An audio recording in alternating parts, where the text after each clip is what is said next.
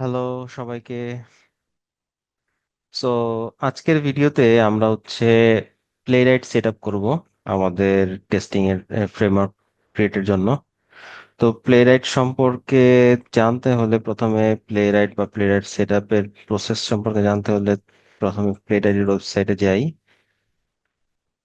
Playwright playwright official ডকুমেন্টেশনে যে instruction গুলো দেওয়া আছে আমাদের এই টিউটোরিয়াল গুলোতে আমরা সেগুলো ফলো করার ট্রাই করব, যাতে সবার বুঝতে সুবিধা হয়।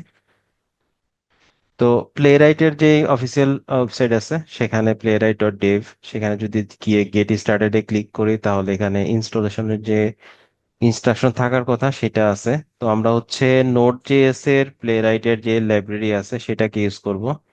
তো প্লেরাইটের সাপোর্ট অনেকগুলা প্রোগ্রামিং ল্যাঙ্গুয়েজে আছে, পাইথন, জাভা, ডট নেট। তো আমি নোড জেএস আর পাইথনে ইউজ করছি। তো এখানে আমরা আপাতত নোড জেএস এর যে ভার্সনটা আছে সেটা ইউজ করে আমাদের এই টিউটোরিয়ালটাকে কন্টিনিউ করব। তো এখানে যে কমান্ডটা দেওয়া আছে npm init playwright at latest, so এই কমান্ডটা চালাইলে সে npm এর একটা প্রজেক্ট ক্রিয়েট করবে, ইনিশিয়ালাইজ করবে, আর ওই প্রজেক্টের মধ্যে প্লেরাইটের যে ইনস্টল করার জন্য যে ইনস্ট্রাকশন গুলো বা সেটিংস গুলো দরকার সে অটোমেটিক্যালি আস্ক করবে, আর সেগুলো সেট আপ হয়ে যাবে। তো এই কমান্ডটা আমি চালাই, এখান থেকে আমি কমান্ডটা কপি করে নিলাম।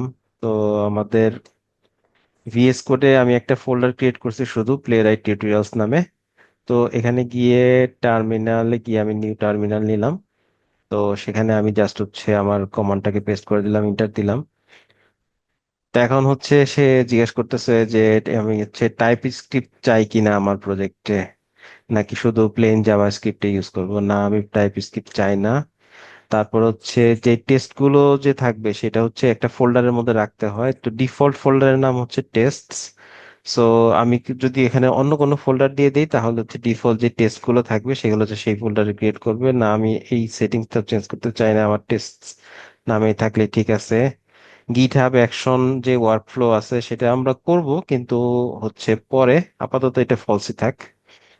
আর এখানে প্লেরাইটের ব্রাউজার গুলো, যেই ব্রাউজার গুলোতে প্লেরাইটের টেস্ট গুলো এক্সিকিউট হয়, তো সেই ব্রাউজার, তিনটা ব্রাউজার আছে, একটা ক্রোমিয়াম, একটা ফায়ারফক্স, আর একটা ওয়েবকিট।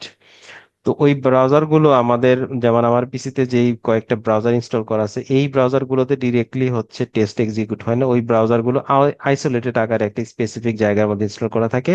তো প্লে রাইটের যখন দরকার পড়ে তখন সেই ওই ব্রাউজার গুলোকে লঞ্চ করে টেস্ট এক্সিকিউট করে তারপর আবার ক্লোজ করে রেখে দেয়। তো ওই ব্রাউজার গুলো ইনস্টল এখন আমি করব কিনা সেটা জিজ্ঞেস করতেছে। এটা পরবর্তীতে ম্যানুয়ালিও ইনস্টল করা যায়, এই কমান্ডটা দিলে ম্যানুয়ালি এটা আবার ব্রাউজার গুলো ইনস্টল হয়ে যাবে, npx playwright install। সো আমি ইন্টার দিলাম। তো আমার ব্রাউজারটা গুলো এর আহ, অ- এর আগেই আমি এই প্লেরাইট অন্য একটা প্রজেক্ট ইনস্টল করছি, এই জন্য ব্রাউজার গুলো অলরেডি আমার পিসিতে আছে। এই জন্য খুব কম সময়ের মধ্যে আমার সেট আপ গুলো হয়ে গেল। আর যদি আমার পিসিতে ব্রাউজার গুলো ইনস্টল না থাকতো তাহলে এটা টাইম লাগতো। ইন্টারনেট স্পিডের উপর ডিপেন্ড করে যে আহ, ভালোই সময় লাগে তিনটা ব্রাউজার ডাউনলোড হয়ে তারপর রান করতে। তো আমাদের সবকিছু ইনস্টল হয়ে গেছে এখানে। আহ, কিছু ফাইল জেনারেট হয়েছে, তো এখন প্লে রাইট টেস্ট গুলো রান করানোর জন্য এই কমান্ডটা আছে। তো এই কমান্ডটা চালাই দেখি কি হয়। তো npx playwright test অটোমেটিক্যালি কিছু টেস্ট, ডিফল্ট কিছু টেস্ট আছে যেগুলো জেনারেট করে দিছে, সেই টেস্ট গুলো রান হচ্ছে। তো অলরেডি টেস্ট গুলো রান হয়ে গেছে। তো রান হওয়ার পরে এখানে আরেকটা কমান্ড অটোমেটিক্যালি সে আমাকে বলে দিছে যে npx playwright show report। এটা যদি আমি এখন রান করাই তাহলে আমার রিপোর্টটা দেখা যাবে যে প্লেরাইটের যে টেস্ট গুলো রান করছে। আহ, তো সেগুলো রিপোর্টটা দেখা যাবে আর কি।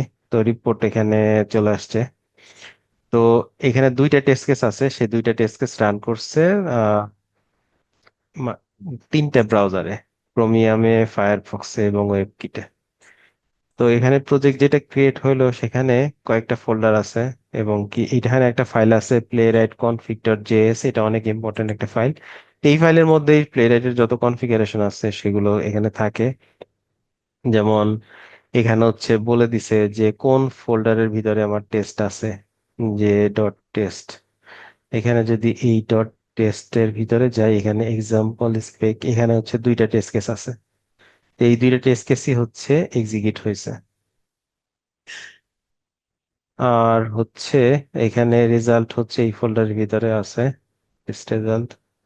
আহ এটা হচ্ছে রিপোর্টটা। আর লাস্ট টেস্ট রেজাল্ট হচ্ছে পাস। বাকি কনফিগারেশন গুলো আস্তে আস্তে আমরা দেখতে থাকবো। তো এখানে আমাদের সেট আপ হয়ে গেছে, আমরা টেস্ট রান করেও দেখলাম যে রান করতেছে।